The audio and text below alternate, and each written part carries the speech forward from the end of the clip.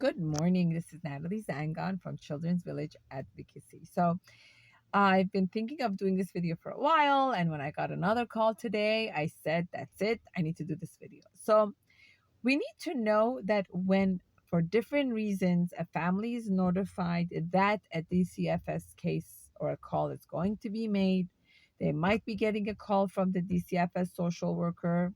The hospital says, I need to report this to DCFS. The pediatrician says, I need to let DCFS know. The therapist says, I need to let DCFS know. The teacher says, whatever it is, that does not necessarily mean your life is going to fall apart. What that means is that they are going to look into making sure everything in your home is safe and well taken care of for the children. There are certain signs or things that came up that made these people, the mandated reporters, concerned.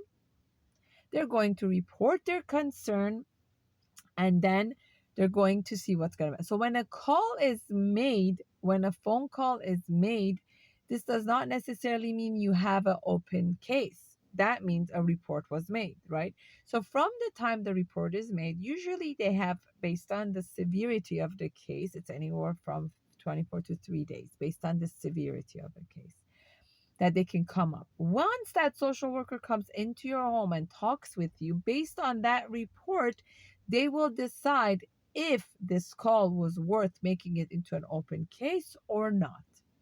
So when the call gets made does not necessarily mean there's a case open on you. It just means a call was made, right? If the case is open, that means they're going to come to follow up. And then if it's very severe, they could put in a welfare check where they could just show up and come and do the investigation, right?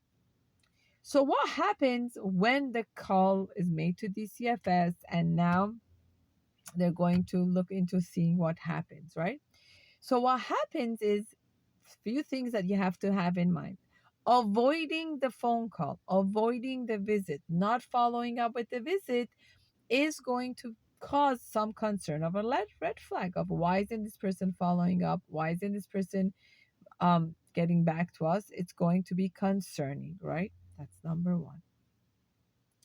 What steps can you take to be proactive and a prudent parent, right? A prudent parent will follow through and see what needs to be done. So when the visit is made, when you see the business card by the door, when your camera shows you they came by the door, you can call the resource line, the hotline of DCFS hotline. I don't have it by heart, but you could Google it and you say, I had a visit. I don't have the phone number of the social worker. This is my number. Here's how you could reach me.